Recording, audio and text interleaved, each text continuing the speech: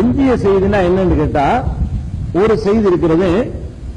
அதாவது ஆதம் அலைஹிஸ்ஸலாம் அவர்களை இறைவன் படைத்த உடனே அங்க பல ஆட்களை எல்லாம் காட்டுறானா, பல எடுத்து காட்டுறான் ஆதம் அலைஹிஸ்ஸலாத்துடைய சந்ததிகளை.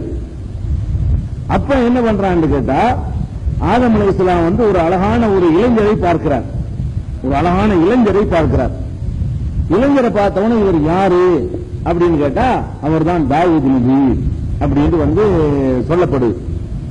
உடனே என்ன செய்யறாங்கன்னு கேட்டா, அவருக்கு எவ்வளவு வாழ்நாள் கொடுத்திருக்கிற அப்படின்னு ஆதம் அலைஹிஸ்ஸலாம் உடனே அல்லாஹ்ட்ட கேட்கிறாங்களாம்.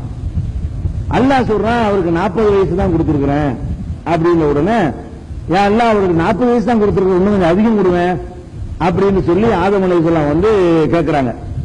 அல்லாஹ் சொல்றான், அப்படிலாம் கொடுக்க இயலாது, 40 தான், உனக்கு கொடுத்த ஆயுத வேண்டாம் நினைச்சுக்க, நீ வேண்டா கொடுக்கறத கொடுத்துக்க அப்படின்னு சொன்ன உடனே அவருக்கு 1000 வருஷம் கொடுத்தான் அல்லாஹ். அதுல ஒரு 60 வருஷத்தை என்ன பண்ணார் ஆதம் அலைஹிஸ்ஸலாம், தாவூத் நபிக்கு டிரான்ஸ்பர் பண்ணிக்கிட்டாரு. ஆனா ஏன் 60 வயசு நான் கொடுக்கிறேன் அப்படின்னு ஆதம் அலைஹிஸ்ஸலாம் அவருக்கு கொடுத்துட்டாங்களாம்.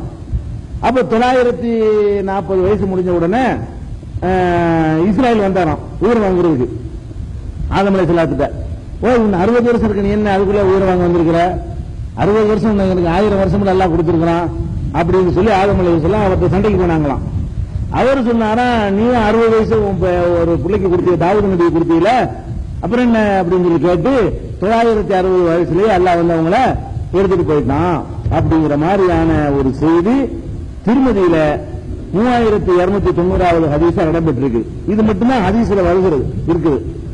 இதுல வந்து இந்த அறிவிப்பாளர்களை பொறுத்த வரைக்கும் ஓரளவுக்கு கரெக்டான அறிவிப்பாளர்களா இருந்தாலும் கருத்து இருக்கு பாருங்க. சில விஷயங்கள் வந்து கருத்து அடிப்படையிலும் நம்ம சிந்திக்க வேண்டியிருக்கிறது. குர்ஆனுடைய அடிப்படை தத்துவங்களுக்கு எதிராக இருக்குமே, ஆனால் அறிவிப்பாளர்கள் எந்த அளவுக்கு கரெக்டா இருந்தாலும் அதை வந்து ஹதீஸ்களை அறிஞர்கள் வந்து ஏத்துக்கிற மாட்டாங்க. ஒரு சின்ன உதாரணம் சொல்வதாக இருந்தால் ஒரு ஹதீஸை எடுத்துக்கொள்ளலாம். அதாவது பால் குடி இருக்குல்ல, ஒரு குழந்தைக்கு பால் ஊட்டுவது, ஒரு அந்நிய குழந்தைக்கு ஒரு பெண்ணு பால் ஊட்டினாள்னு சொன்னா அவ அந்த குழந்தைக்கு தாய் அந்தஸ்துக்கு வந்துருவா. இப்படி தாய் அந்தஸ்துக்கு வருவதாக இருந்தால் 5 தடவை பால் ஊட்டினால்தான் ஒரு பெண் வந்து ஒரு குழந்தைக்கு தாயாக முடியும். பெத்த பிள்ளைக்கு தாயாகிற விஷயம் வேற, இன்னொரு பிள்ளைக்கு வந்து பால் ஊட்டுறதா இருந்தா தாய் என்ற நிலை எப்ப வரும் கேட்டா 5 முறை பால் ஊட்டினால்தான் அந்த தாய் என்ற நிலை வரும் என்று குர்ஆனில் ஒரு வசனம் இருந்தது. நபிகள் நாயகம் மரணிக்கிற வரைக்கும் அந்த ஒரு வசனம் இருந்தது என்று ஆயிஷா நாயகி அறிவிப்பதாக சஹீஹ் முஸ்லிம் உட்பட பல நூல்களில் இடம்பெற்றிருக்கிறது. இது வந்து அறிவிப்பாளர்கள்லாம் பார்த்தா கரெக்டா இருக்கும். அறிவிப்பாளர்கள்லாம் பாத்தீங்கன்னு சொன்னா எல்லாருமே கரெக்டா இருப்பாங்க. ஆனா கருத்து என்ன இருக்குது, குர்ஆன்ல இருந்த ஒன்று நபிகள் நாயகத்துக்கு பிறகு அழிக்கப்பட்ட மாதிரி வருது. நபிகள் நாயகம் ஸல்லல்லாஹு அலைஹி வஸல்லம் மௌத்தாவுக்கு போகும்போது வரைக்கும் இருந்துச்சு அப்படின்னு ஆயிஷா நாயகி சொன்னதாக எழுதி வச்சிருக்குது. அல்லாஹ் குர்ஆன்ல என்ன சொல்றான்னு கேட்டா, இன்னா நஹ்னு நஸல்னா திக்ர வ இன்னா லஹு லஹாஃபிதுன், இந்த அறிவுரையை குர்ஆனை நாமே இறக்கினோம், நாமே பாதுகாப்போம்ங்கறான். அல்லாஹ் பாதுகாக்கிற ஒரு குர்ஆன்ல நபிகள் நாயகம் ஸல்லல்லாஹு அலைஹி வஸல்லம் மௌத்தா போற வரைக்கும் இருந்த ஒன்று அதற்கு பிறகு அழிக்கப்படும் என்று சொன்னால் அது யார் சொன்னாலும் எந்த நூல்ல இருந்தாலும் ஏத்துக்கிற முடியாது. அப்ப ஹதீஸ்களை வரையறைப்படுத்தும் பொழுது அறிவிப்பாளர்களை பார்ப்பதை விட எதை முதல்ல அறிஞர்கள்லாம் பார்த்திருக்கிறாங்கன்னு கேட்டா, குர்ஆனுடைய அறிவுரையோடு அது மோதாம இருக்குதா, அதுக்கான அவசரப்பட்டு மோதுன்ற கூடாது. முடிஞ்ச அளவுக்கு இணைத்து கருத்து கொடுக்க முடியுதா என்று எல்லா வகையான முயற்சியும் பண்ணணும்.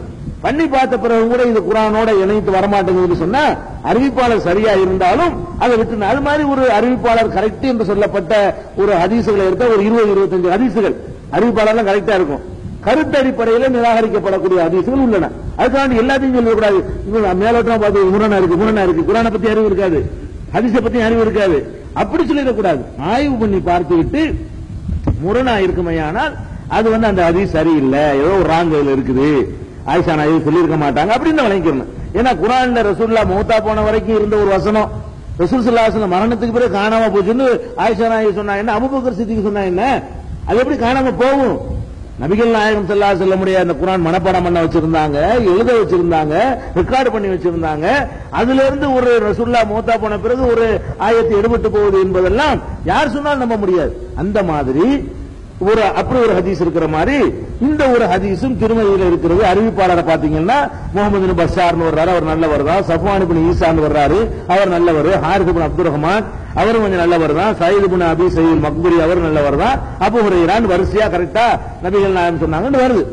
ஆனால் ஒரு மனிதனுடைய மரணம் என்பது யாரு அவனுக்கு சொல்லப்படவே இல்லை என்பது இஸ்லாத்தினுடைய கோட்பாடு. குர்ஆன் பல இடத்துல சொல்லுகிறது. நான் என்னைக்கு மரணிப்பேன்னு என்கிட்ட சொல்லிட்டா நான் ஒழுங்கா இருக்க மாட்டேன். அது யாருக்கும் அல்லாஹ் வந்து வெளிப்படுத்தவே இல்லை. ஆதம் அலைஹிஸ்ஸலாத்துக்கு எடுத்தடுப்புலயே உனக்கு 1000 வருஷம்னு சொல்லிட்டா அவருடைய மரண டேட் வரைக்கும் கரெக்டா தெரிஞ்சு போயிடுது பாருங்க. அப்படி அல்லாஹ் யாருக்கும் செட்டிங் பண்ணவே இல்லை. வழங்குதா? அது வந்து இஸ்லாமிய அடிப்படைக்கு எதிரானது. யாருடைய மரண டேட்டையும் முன்கூட்டி அல்லாஹ் சொல்ல மாட்டான். நபியாக இருந்தாலும் சரி, நெருங்கின உடனே அந்த அறிகுறிகளை வச்சு தெரியும் 4-5 நாள் இருக்கும் பொழுது மரணம் வந்துருச்சு என்பது மாதிரி சில நபிமார்களுக்கு அல்லாஹ் அறிவிச்சு கொடுத்திருக்கானே தவிர பிறக்கும் பொழுதே உனக்கு இத்தனை வருஷம் மொத்தமா இருப்ப என்று வந்து என்ன செய்யறது இல்ல, சொல்வது இல்ல. சொல்லிட்டா அவர் வந்து இறை எச்சம் இல்லாம போயிருவார் மனிதர்கள். 1000 வருஷம் சாக மாட்டோம், என்ன நாள் பண்ணிக்கிறோம். 999 வருஷம் வரைக்கும் அநியாயம் பண்ணிவிட்டு கடைசி 1 வருஷம் நல்லவரா இருந்துக்கிறோம், தௌபா செஞ்சுக்கிறோம் நினைப்பாரா இல்லையா? அதுக்காக சொல்றது இல்ல. ஒண்ணு. ரெண்டாவது என்னன்னு கேட்டா, ஒருவருக்கு ஒரு ஆயுள் எல்லாம் நிர்ணயிக்கிறான்னு சொன்னா அதுக்கு இன்னொரு ஆள் கொடுப்பானா? உனக்கு 1000 உனக்கு 100 உனக்கு 100ன்னா இது காசு பணமா தூக்கி கொடுக்கறதுக்கு 1000 வருஷத்துக்கு அவருக்கு 100 கொடுங்கன்னா அது என்ன பண்டமாற்று வியாபாரம் கிடையாது. அப்ப அதுல என்ன இருக்குன்னு கேட்டா, அல்லாஹ் திருமறை குர்ஆன்ல சொல்றான் பாருங்க 56:60 நஹ்னு கத்தர்னா பைனக்குமுல் மௌத், மரணத்தை உங்களுக்கு மத்தியில நாம் தான் அதை நிர்ணயித்து வைத்திருக்கிறோம். மரணத்தை நாம தான் நிர்ணயிச்சிருக்கிறோம். ஒமா நஹ்னு பிமஸ்பூகீன், அதை வந்து யாரும் நம்ம முந்தி செல்ல முடியாது அப்படின்னு அல்லாஹ் சொல்லி காட்டுறான். மரணத்தை அல்லாஹ் வந்து இவருக்கு 60 வயசு நிர்ணயிச்சு வச்சிருந்தா 60ல போயிருவாரு. அவருக்கு 1000 நிர்ணயிச்சாருன்னா 1000 தான், 960ல மௌத்தாக மாட்டாரு. அப்ப நிர்ணயித்து வைத்தது மரணத்தை நாம் நிர்ணயிச்சு வச்சிருக்கிறோம், அதை யாரும் முந்த முடியாது என்று அல்லாஹ் சொல்லும் பொழுது ஆதம் அலைஹிஸ்ஸலாம் வந்து இப்படி 60 வயசு தன்னுடைய 60 வயசு கொண்டே கொடுத்தாங்கன்னு சொல்வதெல்லாம் அது இறைவனுடைய அந்த செட்டிங்குக்கு எதிரானதா இருக்கிறது.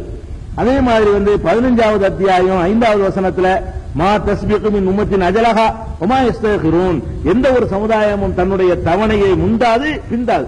தவணையை பொறுத்த வரைக்கும் கொடுத்த தவணையை முந்துறதுங்கிற பேச்சும் கிடையாது, பிந்துறதுங்கிற பேச்சும் கிடையாது. வசதி வாய்ப்புகள் வேண்டுமானால் கூட கூட எல்லாம் தருவானே தவிர எனக்கு 63 வயசுனா 63 தான், 40னா 40 தான், 50னா 50 தான். அதை வந்து எந்த ஒரு சமுதாயமும் முந்த முடியாது என்று அல்லாஹ், பிந்தவும் முடியாது முந்தவும் முடியாது என்று அல்லாஹ் சொல்லி காட்டுகிறான். இது வந்து 15:5 இருக்கிறது. அதே மாதிரி 16:61 என்ன இருக்குன்னு கேட்டா, வலாக்கி அஹீருஹும் இலா அஜலின் முஸம்மா, அவர்களை அவர்களுக்கு குறிப்பிட்ட தவணை வரும் வரை அவகாசம் கொடுத்திருக்கிறார்.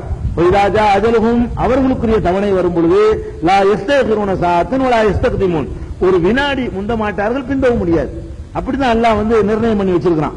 அதே மாதிரி வந்து 63வது அத்தியாயம் 11வது வசனத்தில் அல்லாஹ் சொல்லி காட்டுகிறான், வலன் யஹிரல்லாஹு நஃப்ஸன் இதா ஜா அஜலுஹா, எந்த ஆத்மாவுக்கும் அதற்குரிய தவணை வரும் பொழுது அதை வந்து அல்லாஹ் பிற்படுத்தவே மாட்டான். முடிஞ்சு போச்சு, அஜல் வந்துருச்சுன்னா, தவணை வந்துருச்சுன்னா அவன் கதை முடிஞ்சிரும் அல்லாஹ் செட்டிங் பண்ணி வச்சிருக்கான். அப்ப ஆதம் அலைஹிஸ்ஸலாத்துக்கு 1000 வருஷம் அல்லாஹ் கொடுத்திருந்தானே, ஆனால் 1000 வருஷத்துல ஒரு மூத்தா போவார், அது இன்னொரு ஆளுக்கு மாற்ற முடியாது. தாவூது நபிக்கு 40 வயசு தான் அல்லாஹ் கொடுத்திருந்தான்னு சொன்னா அவர் 100 வயசு வரைக்கும் இருந்தாருன்னா அவர் பிந்துறாரு. இவர் 1000 வருஷம் கொடுக்கப்பட்டவர் 940ல மௌத்தா போறாருன்னா முந்துறாரு. இவர் முந்துறார், அவர் பிந்துறார். ஆதம் வந்து என்ன செய்யறாரு, அவர் கொடுக்கப்பட்ட தவணையை விட முந்துகிறாரு. தாவூது வந்து அவர் கொடுக்கப்பட்ட தவணையை விட 60 வருஷம் பிந்துறார். இப்படி நான் ஏற்பாடு செய்யல, என்னுடைய செட்டிங்ல மாற்றம் கிடையாது அப்படின்னு சொல்லி அல்லாஹ் சொல்றதுனால இந்த சம்பவத்தை வந்து நம்ம ஆயில வந்து இன்னொரு ஆள் கொடுக்கிறது என்பதை வந்து அது சரியானதை ஏற்றுக்கொள்ள முடியாது, குர்ஆனுடைய அறிவுரைகளுக்கு மாற்றமா இருக்குது என்பது ஆதம் அலைஹிஸ்ஸலாத்தை பற்றி தெரிந்து கொள்ள வேண்டிய ஒரு முக்கியமான ஒரு கடைசி விஷயம்.